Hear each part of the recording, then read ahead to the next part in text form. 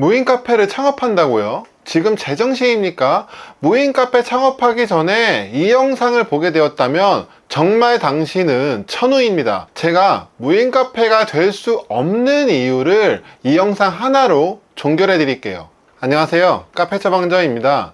무인 카페 창업을 고민하는 분은 큰돈 벌 생각이 아닐 거예요. 월 수익 100에서 200 정도, 그 정도만 더 벌었으면 하는 마음일 겁니다. 맞아요, 이해합니다. 하루 30분 정도만 신경 쓰면 된다고 하니까요. 일도 적게 하면서 돈도 벌 수 있으면 좋잖아요. 직장 다니면서 부업으로 하기에 너무 좋은 아이템으로 보이죠. 무인 카페는 기계가 대신 돈을 벌어주니까 24시간 영업도 가능하네요. 여기까지 보면 장점만 있는 것 같습니다. 그런데 수많은 무인 업종 중에 무인 카페는 하면 안 되는 업종입니다. 왜 될 수가 없는지 딱 3가지로 정리해서 알려드릴게요. 먼저 첫 번째, 매출 볼륨의 한계입니다. 뇌피셜 할 필요 없죠? 무인 카페 프랜차이즈 정보공개서에서 매출을 한번 봅시다. 2022년 기준 부가세 별도입니다. 카페 만월경 연간 평균 4,300만원, 월 358만원, 하루 평균 12만원. 데이롱 커피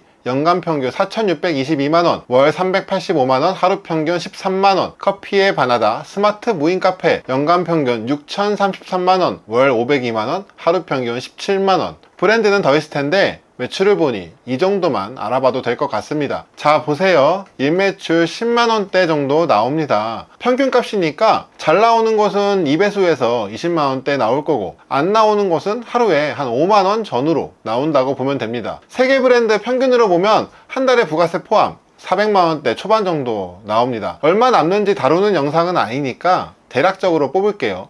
무인 카페는 임대료가 싼 지역을 찾아갑니다. 1000에 100 정도 사이에 있을 거예요.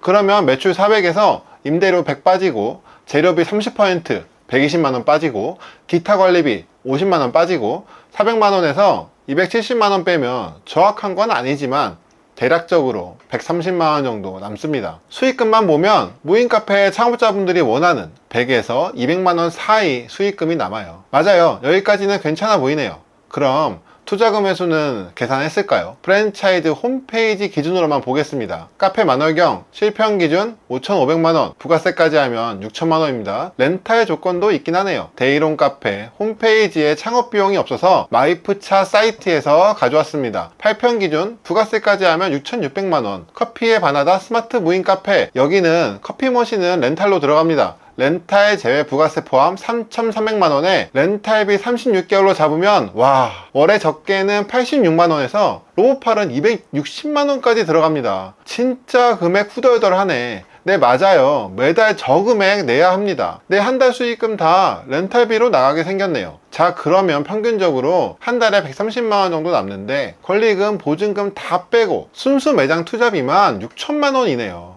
그러면 최소 손익분기까지 가는데 46개월, 즉 거의 4년이 걸립니다. 4년 동안 여러분 돈 버는 게 아니에요. 프랜차이즈 매출이 저 정도면 사실상 브랜드 가치가 아무것도 없다고 봐야 합니다. 기계만 사면 누구나 매장을 만들 수 있으니까 인터넷 보면은 4천만원에 매장 만들어준다, 이런 거로 광고하는 사람이 있는 게 이해가 되네요. 4천만원에 매장 만들어도 손익 뽑는데 30개월입니다. 손익분기는 계산해보고 창업하겠다고 생각하는지 모르겠어요.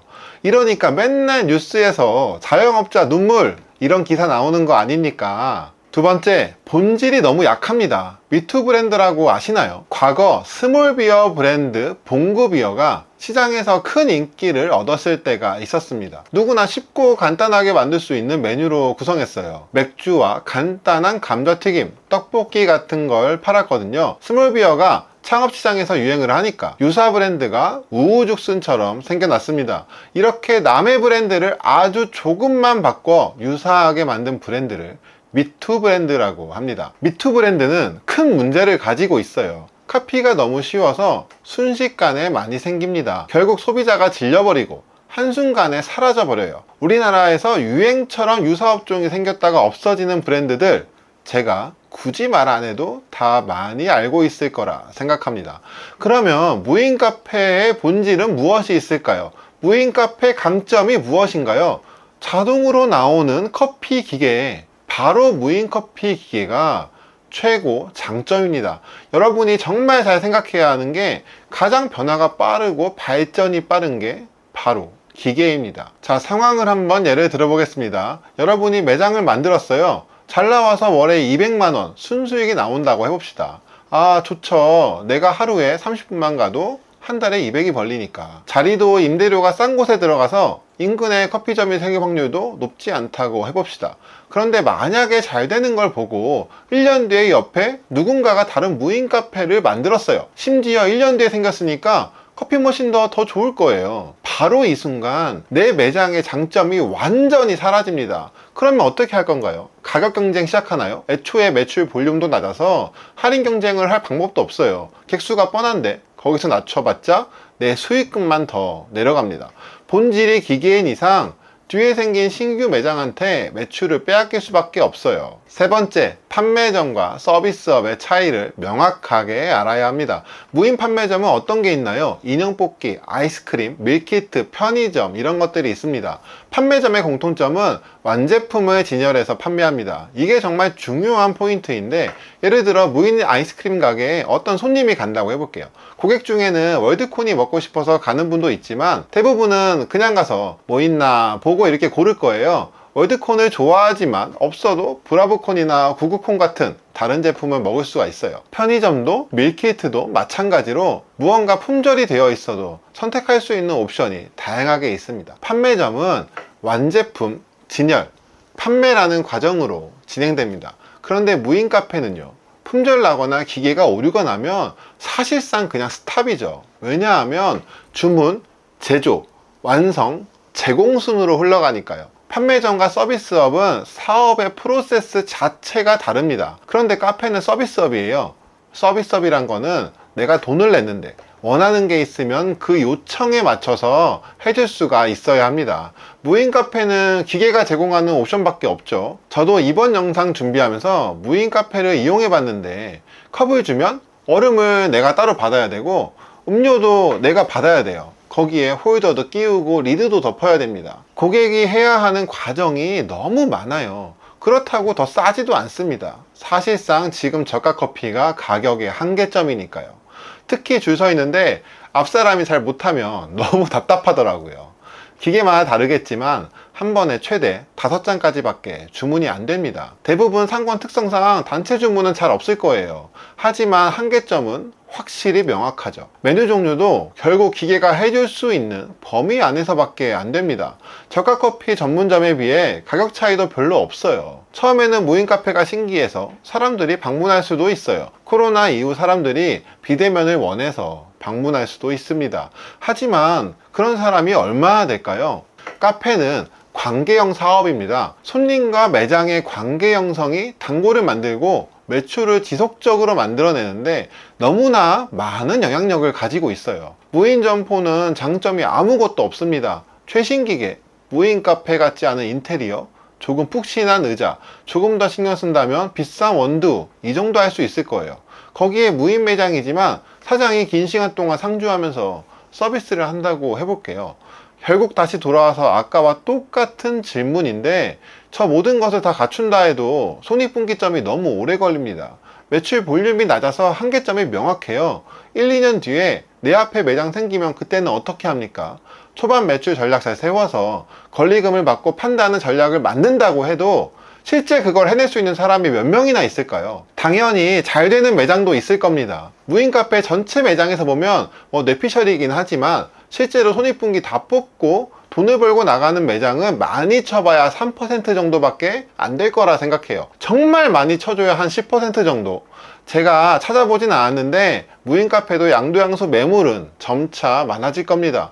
폐업도 많을 거예요. 이런 낮은 확률에 여러분의 돈을 버릴 건가요? 그리고 이건 무인 카페나 특정 브랜드를 말하는 건 아니에요. 아니, 우리나라에서 맨날 자영업자 등쳐먹는다고 프랜차이즈 회사 뭐라고 하잖아요. 이건 회사를 욕할 게 아니라 소비자가 똑똑해져야 합니다. 그래야 말도 안 되는 상품들이 사라지는 거예요. 사업 초보자라면 신규 사업 모델 나왔을 때 제발 해당 업종이 2, 3년 정도 지나기 전까지는 하지 마세요. 수익성 검증도 안 된 사업은 리스크가 너무 큽니다. 아이템을 잘 선정해서 빠르게 시작하면 돈을 벌 수 있는 건 맞는데 이건 사업 초보자가 할 수 있는 레벨이 아니에요. 저는 무인 카페 사업 모델 자체가 성장이 불가능하다는 생각을 하고 있습니다. 관심 자체가 없었어요. 그러다 이번 영상을 제작하면서 좀 자세히 알아봤어요. 이번 영상은 다른 영상과 다르게 제 말투도 그렇고 좀 강하게 전달이 되었다고 생각해요. 무인 카페를 알아볼수록 이런 매장을 오픈하는 사람들이 너무 안타깝고 제 마음이 아프더라고요. 제 말이 정말 제대로 전달되었으면 좋겠네요. 제가 항상 느끼는데 이미 다 결정한 사람은 옆에서 무슨 말을 해도 듣지를 않거든요. 자, 오늘 영상에서 느끼는 게 있을까요? 자영업도 하나의 사업입니다. 그냥 내가 막연하게 벌어들일 수익을 상상하면서 하면 안 돼요. 그건 로또지 사업이 아니에요. 이러고 망하면 맨날 남 탓합니다. 프랜차이즈 본사 문제다. 소개해준 사람이 사기쳤다. 아니, 그 사람들이 와서 협박하면서 매장 만들라고 했으니까. 제가 농담으로 항상 하는 말이 있는데 칼 들고 찾아와서 매장 만들라고 협박한 거 아니잖아요. 모든 선택의 결과는 다 본인 때문입니다. 잘 돼도 내 탓, 안 돼도 내 탓입니다. 모르면 돈 내고 공부하는 거예요. 아무튼 여기까지만 하겠습니다. 지금까지 화내는 영상 시청해주셔서 감사합니다. 다음에는 웃는 얼굴로 찾아오겠습니다.